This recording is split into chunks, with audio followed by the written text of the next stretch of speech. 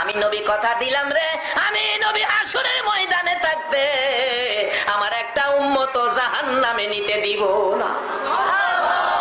এই দরুদি নবীর পক্ষে থাকতে আপনারা রাজি আছেন কিনা? আমার আল্লাহ বন্ধুর ব্যথা দেখে বারবার আমার আল্লাহ বলতেন, বন্ধু গো এত ব্যথাই তুমি ব্যতীত কেন? আমি আল্লাহ কথা দিলাম হাসরের ময়দানে তোমার একটা উম্মত জাহান্নামে নিতে দিব না। যতক্ষণ পর্যন্ত তুমি নবী খুশি না হইবা ততক্ষণ পর্যন্ত আমি আল্লাহ জান্নাতের দরজা বন্ধ করব না। আমার নবী তখন চোখের পানিগুলো জর্জর করে ছেড়ে দিলেন, প্রভু গো আমাকে খুশি করার জন্য জান্নাতের দরজা খুলে রাখবেন। হ্যাঁ বন্ধু কথা দিলাম, আমাকে যদি খুশি করার জন্য এত কিছু করতে পারেন, আমি একটা দাবি করি, এই দাবিটা আপনি পুরা করেন। কি দাবি বন্ধু?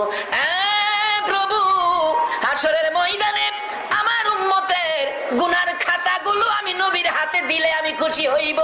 আমার আল্লাহ বলেন, বন্ধু তোমার হাতে কেন দেওয়ার জন্য বলছো?